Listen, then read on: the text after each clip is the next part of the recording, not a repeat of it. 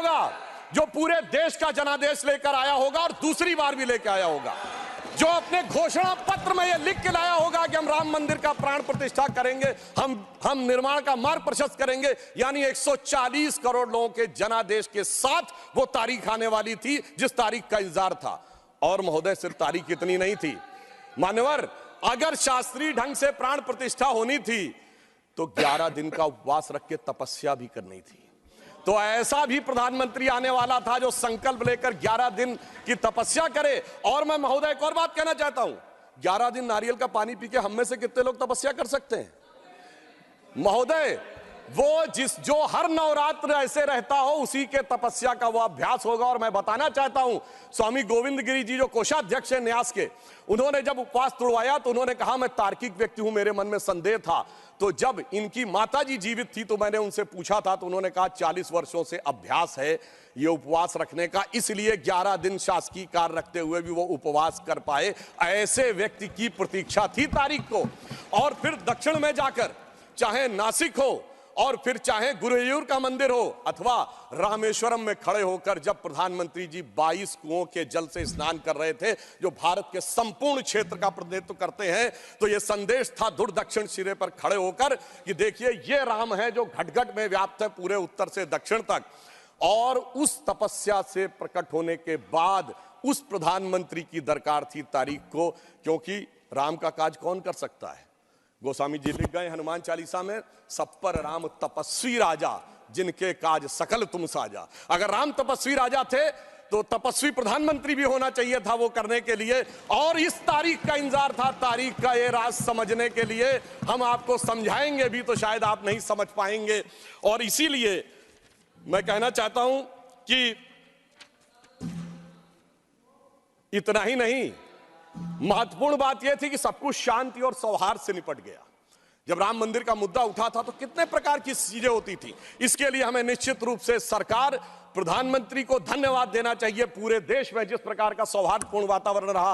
और महोदय 90-92 में भारत ही नहीं अगल बगल भी बहुत कुछ हुआ था, अब की अगल बगल में भी शांति बनी रही, ये तपस्वी राजा का प्रताप था। और इतना ही नहीं महोदय, अबू धाबी में भी मंदिर बनने जा रहा है। मुझे लगता है भारत के लिए अमृत काल में सांस्कृतिक गौरव का इससे बेहतर काल नहीं आ सकता था कि राम मंदिर भी बन रहा है और अबू धाबी में भी मंदिर बन रहा है। और मैं एक और बात कहना चाहता हूं महोदय, यह हिंदू मुस्लिम का विषय नहीं था, यह भारत के जय और विजय का विषय था। और उससे भी बढ़कर यह मूल्यों का विषय था। कौन से मूल्य थे? एक मूल्य वो जिसमें भगवान राम उस मूल्य के प्रतीक बनते हैं जिसमें 4 भाई हैं, पिता के एक वचन पर वन चले जाना, दूसरे भाई का जंगल जाना, तीसरे भाई का खड़ाऊ रखकर शासन करना, एक ये परंपरा थी। और दूसरी परंपरा वो जिस बाबरी परंपरा में भी 4 भाई थे, शुजा, मुराद, दारा और औरंगजेब। एक ने 3 को कत्ल कर दिया, बुढ़ापे में बाप को जेल में डाल दिया। और इतने पे भी संतोष नहीं हुआ, बल्कि सर काटकर थाली में रख के जेल में बंद बाप के पास भेजा। आप किसी मत को मानने वाले हो, अपने घर में क्या देखना चाहते हैं, भाई की खड़ाऊ या भाई का सर? इन 2 मूल्यों के अंतर का यह प्रतीक था। इसका हिंदू मुस्लिम से कोई नहीं था। और मैं अपने विरोधियों को बताना चाहता हूं मान्यवर, उर्दू में भी एक रामायण लिखी गई है, चकबस्त रामायण, और उसमें इसी मूल्य को अप्रिशिएट किया गया है कि जब भगवान राम राजा दशरथ से अनुमति लेकर जाते हैं तो उर्दू के प्रसिद्ध शायर चकबस्त ने, और वो लखनऊ के रहने वाले थे, उन्होंने लिखा है, रुखसत हुए वो बाप से लेकर खुदा का नाम, रुखसत हुए वो बाप से लेकर खुदा का नाम, और राहे वफा की मंजिलें अव्वल हुई तमाम।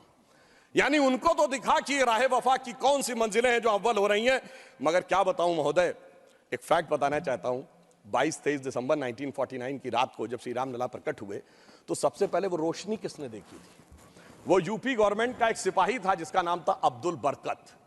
उसने बाकायदा मजिस्ट्रेट के सामने बयान दिया है कि रात में उसको दिव्य रोशनी दिखी, और जब दिव्य रोशनी हटी तो वहां पर श्री राम लला विराजमान थे। अब्दुल बरकत को रोशनी 1949 में दिख गई, मगर कुछ सियासत वालों को रोशनी 2024 में नहीं दिख रही है। और मैं आपको बताना चाहता हूं, बाबरी पक्ष के पैरोकार थे इकबाल अंसारी, और यह उदारता देखिए कि सबको बुलाया गया, विरोध करने वालों को बुलाया गया, ट्रस्ट के द्वारा गोली चलाने वालों को बुलाया गया, और इकबाल अंसारी को भी बुलाया गया और इकबाल अंसारी प्राण प्रतिष्ठा में आ गए। उनका इकबाल तो बुलंद हो गया मगर इन लोगों का इकबाल जमींदोज हो गया।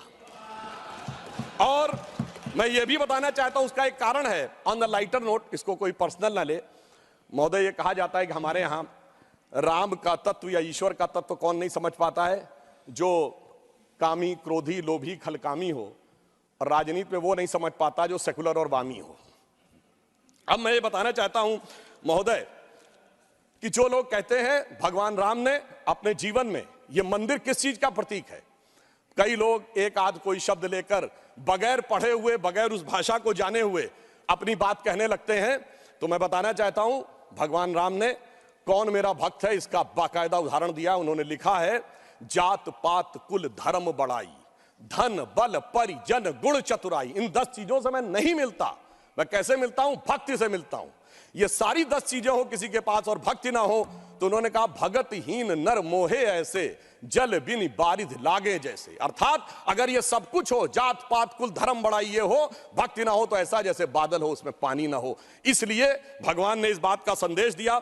और मैं एक विषय और कहना चाहता हूं, जब राम मंदिर का निर्माण हो रहा था तो कहा जाता था, साहब वैज्ञानिक प्रमाण दीजिए।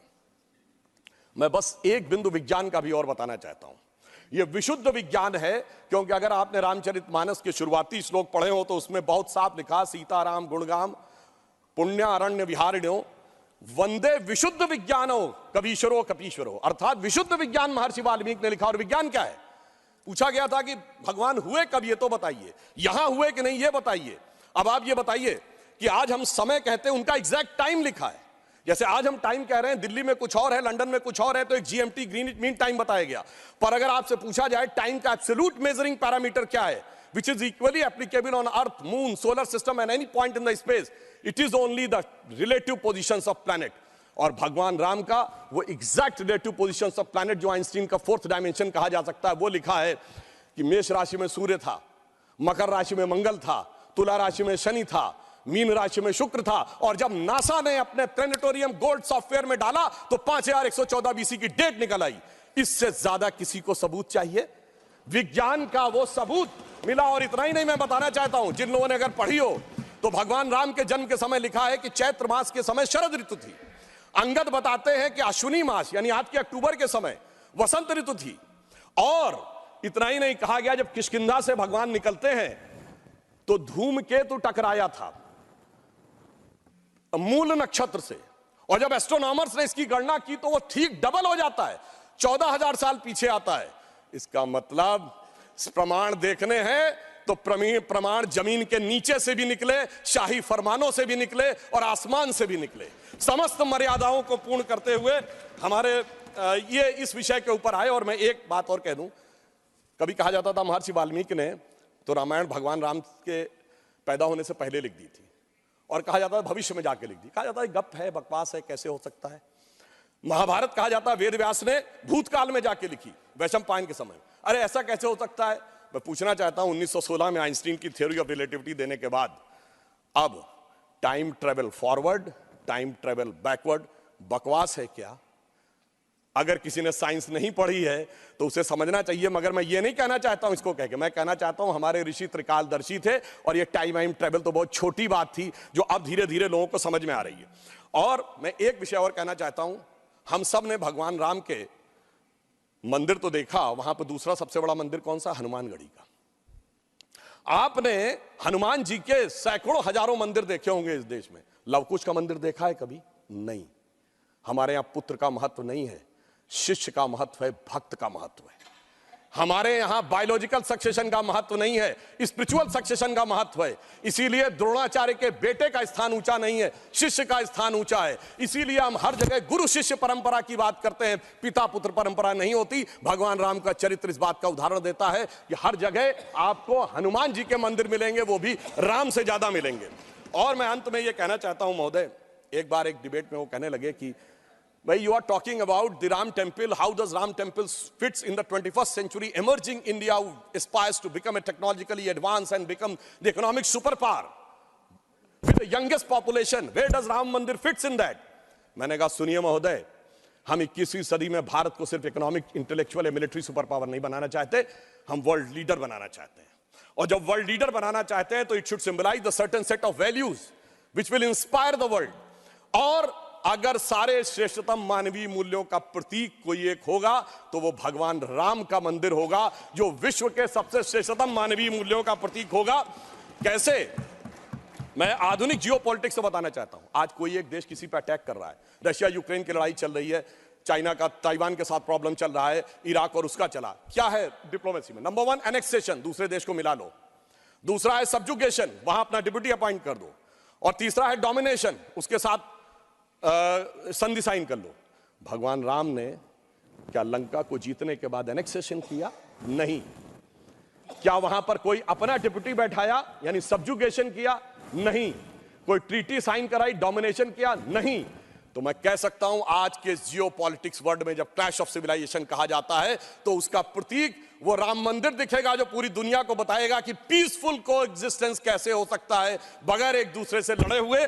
इसलिए मैं कह सकता हूं 21वीं सदी का महान भारत बगैर राम मंदिर के संभव ही नहीं है।